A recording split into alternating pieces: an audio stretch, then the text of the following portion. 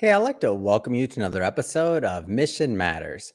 My name is Adam Torres, and if you'd like to apply to be a guest in the show, just head on over to missionmatters.com and click on Be Our Guest to apply. All right, so today is a very special episode. We're welcoming back Kimberly Carney onto the show, who I am proud to announce is finally a published author in our best-selling Business Leaders book series. We've been working on this book for a long time, and I'm thrilled to get it out there and to promote it with Kimberly. And I got another big announcement we'll get to, which is I have to start with this. This is a big deal. So, Fashion Group International's Entrepreneur of the Year. I realized that you just received that award recently, Kimberly. Hey, first, welcome back, but I had to get that out first. Welcome I did back. last week. It was such an honor to not only be part of their event, but to be recognized for my path as an entrepreneur. Oh, your path as an entrepreneur and you are on fire. We're going to talk about today the wires and really what you've done to grow and scale. And I know three different brands under there, 3 apps in the App Store. We're gonna break these down, but I know you're known as, but the company's overall known as the Wires. So excited to get into that. Of course, we're going to talk about the book, and really the journey of startup to CEO was the title of what you wrote. But before we get into all that, we'll start this episode the way that we start them all, with our Mission Matters Minute. So you know the drill. We at Mission Matters, we amplify stories for entrepreneurs, executives, and experts. That's our mission. Kimberly, what mission matters to you? Mission to make an impact across our prospective industries. It's very important to me that we're continuing to innovate and make an impact. Yeah. It's great having you on, and love bringing mission-based entrepreneurs on the line to share, why they do what they do and how they do it, and really what we can all learn from that. So, first off, I just have to circle back to this Entrepreneur of the Year award. So, how do you feel? I mean, tell me a little bit more about the night. You know what's crazy is back when I first opened a store, I went to my first Fashion Group International event in New York, and it was a big deal to even get Wow. invited because there were celebrities there, and I remember watching the awards ceremony, thinking, "Gosh, I wonder what it would be like to be a rising star." And then in 2020, when we were just Fashwire won the Rising Star Award for New Retail Concept, and it was Hmm. really exciting to be part of that. And then we continued to grow our business to beauty, and Mhm. then followed that with home and decor with Costawire. Mhm. And Fashion Group International has always been a great partner for us. We support their events. I've been on their podcasts. It's just really exciting. And a new surprise is they asked me to join their board of directors. So I'm officially on the Whoa. board of Fashion Group International. Oh my gosh, congratulations. What an amazing story. And I mean, I've known you for a bit now, and I know you work hard as a founder and and as a CEO. So you deserve it. Like, it's great. And I'm excited to see and continue to watch your journey and success. But I don't want to assume, so the show's grown quite a bit, and I don't want to assume all of our new listeners maybe caught some of our previous work today, Kimberly. So maybe just give an overview and kind of a breakdown of the Wires. The Wires platforms they're all 3 two-sided marketplace. So we are B2B, a data hub for the brands to help them see what's resonating with consumers, to help them make better production decisions and sell for full price. And really, we want to reduce waste and help these brands sell their products just by getting discovered on our platform. On our B2C side, we're consumer driven, where we have this immersive voting, where swipe left if you like it, swipe right if you don't, very Tinder-esque. Yeah. And we give that data back to the brands. So it's exciting for consumers because they get to come in and they get to be an influencer, and they get to have a say in what's resonating with them. And we build that incredible community. Yeah. And one of the things that you have really built is a community. And maybe just to go a little bit further, I do want to spend some time on the book to build out this story. The title again of what you wrote was Journey of a Startup CEO. So you talk about starting the Wires, you talk about maybe some of your background as well in the music tech industry. Maybe give us a little bit more about your background and how you got interested in entrepreneurship. After college, I took a job at AT&T Wireless, Mm, and back in the day, they were focused on the technology TDMA for the cell phone. So mm, I was part of their marketing team, and I traveled the world actually building conferences and events. mm. And my keynote speakers were people like Nelson Mandela and Wow. different industry leaders around the world. And it was a great career for me to really understand marketing, events, Mm, conferences, and really get an idea of really where I wanted to be. And the technology was what mm, really fascinated me the most. After I was really ready to stop traveling so much, I found mhm, a job in the music industry called Discover Music. And I mm, became their head of marketing. And we were, back in the day, we were the technology on Amazon where you could actually play the song sample. And mm. it was really great. And I remember going to my CEO and saying, "So what's my marketing budget? You come from AT&T where you've got a big marketing budget, and you go to a startup and you're lucky if you can cash your paycheck, the following week." And he's like, "Zero." And I'm like, "Oh, okay, I can be creative."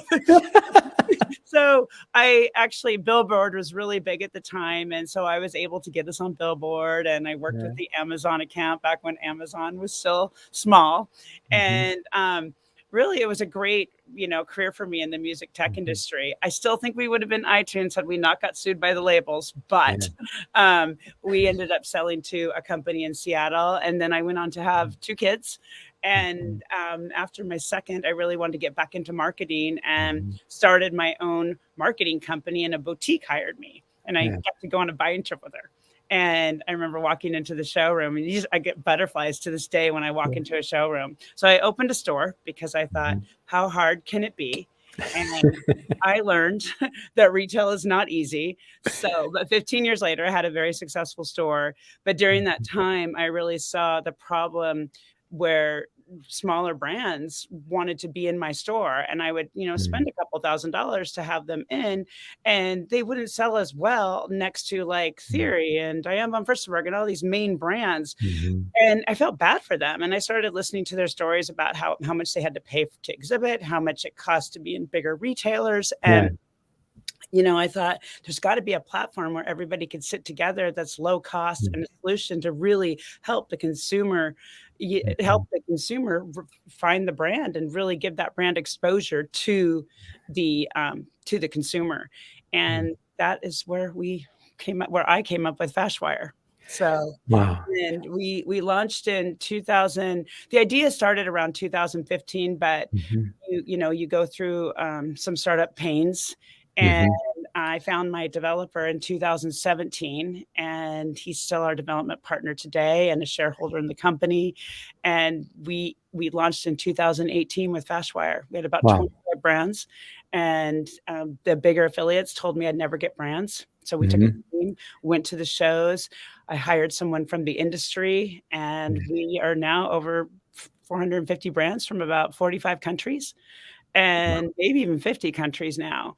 Mm, So it was great. And when we were about 200 when the pandemic hit, and the pandemic mm, really proved our concept when retail shut down. So many brands that had said no to us reached back out, and they mm, wanted to be on the platform. So during that year of 2020, not only did we have incredible press, but we grew our mhm, brand base, I think, to about 300 that year.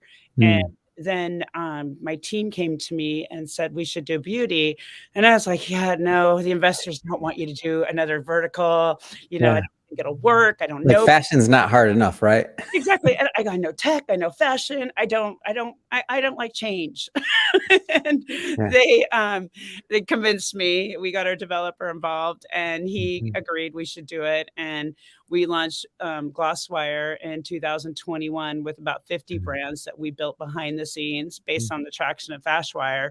And now we're over 300 brands on Glosswire, mm, from probably about 26, 27 countries.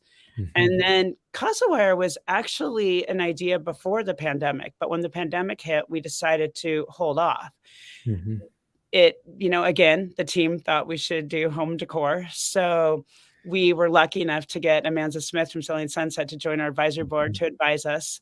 And that was really incredible because we were really able to build out home and decor in a way that's a little bit different than beauty and fashion. In fact, we have Mhm. some really exciting things we're gonna launch with our AI for, like, shop the room. Mm. And, but we launched CasaWire in December 2022, and we're about 100 brands right now.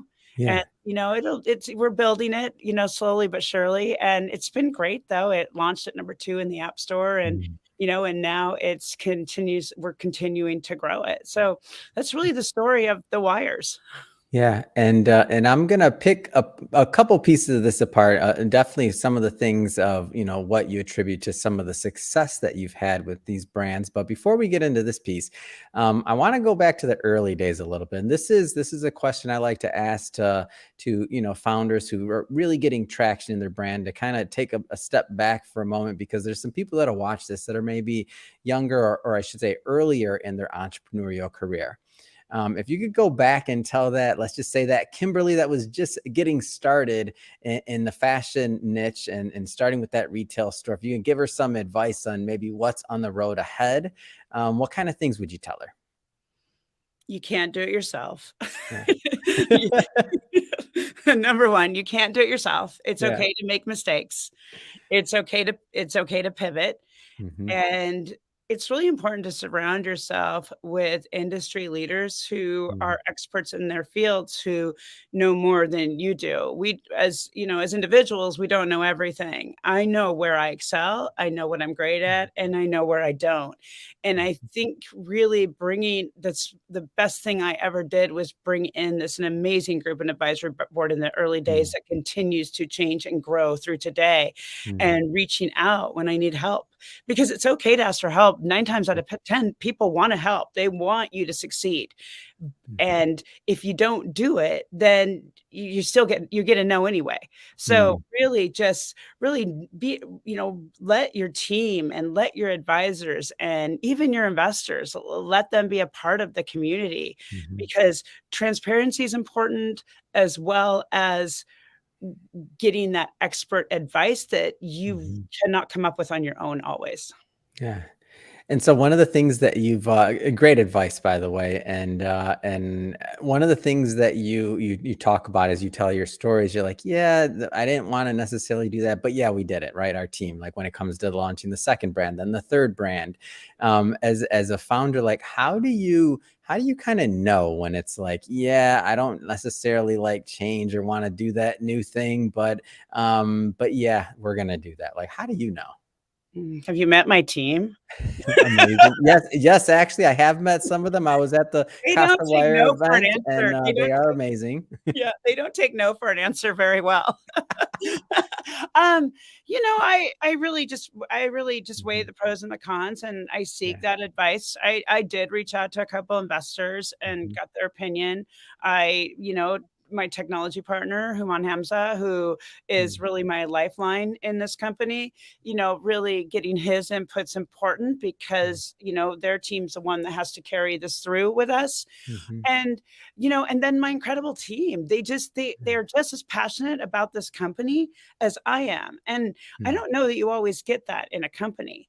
Yeah. And I really just think that just trusting your Mhm. instinct, trusting their instinct, and just the community you've built. And when Mm. enough people believe in it, then even if I'm not 100% sure, Mhm. that, it will work, um, Yeah. I'm not afraid to take chances. I'm a Mhm. risk taker by nature. So let's go. Let's do this. That's our theme in the company. Let's go. Oh, that's awesome. So, you actually, is another thing you mentioned, is you actually had growth in the pandemic. So, maybe some of those brands that weren't, as readily available to be on the platform, things like that, they, are now turning and looking for a solution. You're there, you had a great brand, a great product. So then they were on board. Now, right now, just for context for everybody that's listening or into the future, or watching this in the future, we're recording this in May of 2023, where we're live. There's going to be some more changes going on in the economy and otherwise. And, some people are going to maybe ease up and, lift their foot off that gas pedal a little. Some are going to maybe accelerate, some will stay even. How do you, what kind of things would you say as we're going into the next, let's just say, phase of the economy, or what the next thing's going to be after the pandemic? And I say the next thing, by the way, because there's always something, always something. But what's the next thing for you? Like, how would you navigate that? I think I've been smart in keeping us a small team. Yeah, And I think that has been important for not only bottom line, but this is a mighty team. yeah, And to navigate it with them, it doesn't feel like I have to navigate anything. yeah. We can do this as a team. We can navigate through any economy, and like I said, we have an incredible Mhm, team of advisors. We have incredible investors that believe in us and this company mhm. 1,000%. So knowing that, I Yeah, feel like we can navigate through anything. yeah, it's great. But Uh, it doesn't say that you can't predict. And what we're seeing in this mm, economy now, and to your point, is we're seeing layoffs in the bigger tech yeah, companies. We're seeing companies close. We're seeing banks mhm, collapse, and we can't predict that. yep, So my attitude is tomorrow's a new day. We yep, push forward. yeah. And what about like so we've been talking a lot about obviously the business side of it, but maybe from the brand perspective a bit, because I think you have just an extremely unique vantage point based on the quantity of brands, the quality of brands, the variation of brands, both in all three niches and spaces, by the way. How are you seeing maybe some of them kind of approach this next phase of the economy? Our brands are fantastic. I'm Yeah. really seeing a lot of social posts and Mhm, really seeing through Instagram and Pinterest and really seeing our brands use those mhm, those social tools to facilitate their brands forward.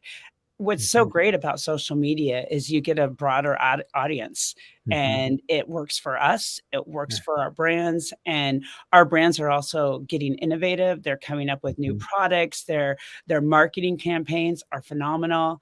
Yeah. It's really exciting to see what not only our brands are doing, but what the community at large is, Mm. from whether it's celebrities to our brands to influencers. It's exciting to watch, Mm. whether it's TikTok, Instagram, or Pinterest. Yeah, and one of the secret sauces, and I'm saying this because at least from my perspective, as I've watched you and observed in the wires, is when you use the word community, you mean it. Like I see it. I see the community around the products, from whether it's the brand side, whether it's obviously the people using the apps, all these things. Like, what is that word or that? Like, how do you approach that community question? How do you approach community building from your perspective? I Community building to me is all about collaboration and partnership. Hmm. Our brands, we continuously call our brands our brand partners, Yeah. and we showcase them on our Instagram. We highlight their backgrounds, we highlight the founders in our lives, and we do these fast Yeah. talks or beauty talks or even Casa talks now to really show the community who the Mhm. brands are, what drives them, and Mhm. give them that visibility they might not have. Yeah.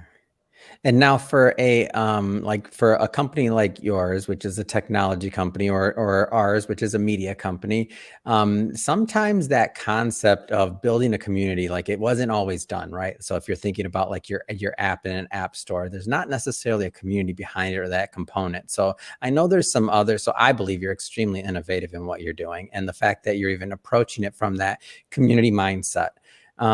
For the maybe other tech entrepreneurs out there who haven't approached like their business or their their app or whatever it is, right? From that community like perspective, what kind of things would you tell them or tips would you give them on just community building if they haven't really gone down that route? I think one thing that we're a paid app, and Mhm. part of the reason we are a paid app is because we get to donate to philanthropic causes by doing a dollar Mm, download with our apps, and we highlight a new charity each month. And yeah. that builds a whole new community because we're speaking about the charity or Mhm. the philanthropic organization that supports social causes, and then they're sharing us, and then we're capturing that community Mhm. that drives that where their personal values get behind charitable organizations. And I think it's so important to be able to do that. and I'm super proud of that with our community. How do you look for when we're talking about community? I mean, you have different layers because you have obviously the brand partners, right? You have the community that's using the app, of course. Speaking for the brand partners, maybe a little bit longer here. How do you look at who's going to, or kind of evaluate or decide who's going to be a good brand partner, and really a good fit for the platform?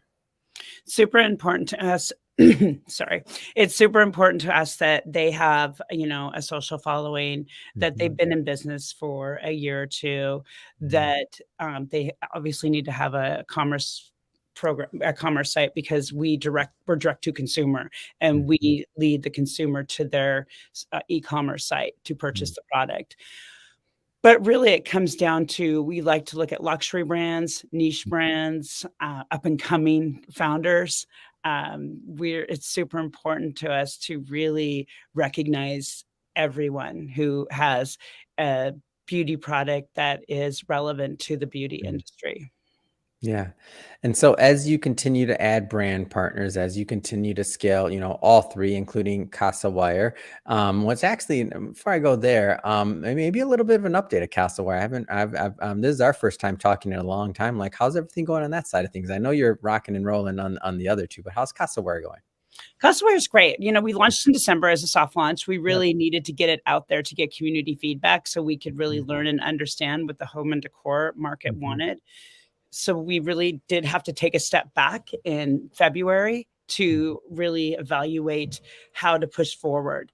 We've highlighted decor as the main product that we want on the app, and we are bringing emerging brands on.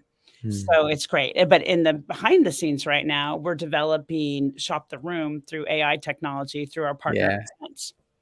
Oh, what's that? What can you tell me about that? I love breaking a story here. What can you tell me? I won't go too far, but give me a little hint. Just, it's very similar to, like, you walk into a store and you can shop the store. So this will be virtual, and you'll be able to shop the room and shop product directly from the room it's in. Oh, that's going to be fun. I Yeah, can't wait to see that. I'm super excited. And we have some exciting stuff with Fashwire and Glasswire coming up too, in the same area with AI and AR. Oh, do tell. What can you tell me? Well, shop the floor for, Yep. Fashwire, and then Glasswire I cannot talk about yet. Okay. All right. But I gotta. next podcast. Okay. I gotta get what I can get from you, Kimberly. know. While I have you on the line, it's okay. Oh, well, Kimberly, first off, I am thrilled and excited to continue promoting this book with you. Well, for all the audience, everybody watching, like, we'll have links, of course, in the show notes, all that good stuff, so you can pick up a copy. So definitely want you to do that. But Kimberly, if people are interested in learning more about the platform, I mean, of course, they can download from the App Store, but just in general, how do people get involved with the community and really connect with the wires and the brands? Can download the apps on iOS at the App Store and Google Play. So Fashwire, Glasswire, and CasaWire. And we also have websites as well. Our social handles are at Fashwire, at Glasswire Beauty, and at CasaWire Home. And we'd love to have you follow us, join us, and download the app. Fantastic. And we'll put all that information in the show notes. So again, our audience can just click on the links and download the apps.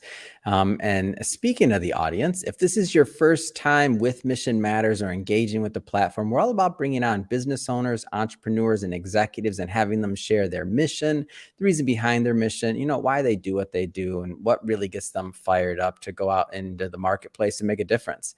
If that's the type of content that sounds interesting or fun or exciting to you, we welcome you. Hit that subscribe button, because we have many more mission-based individuals coming up on the line, and we don't want you to miss a thing. And Kimberly, really, as always, it's a pleasure working with you. I'm looking forward to the next time we get to do this. But thank you again for coming on the show. And by the way, congrats again on Entrepreneur of the Year. Come on, and joining the board too. I didn't know that piece of it. You're on fire, and I'm so happy to support you and to get the message out. Thank you so much for having me. It's a pleasure, and I really love working with you and your team.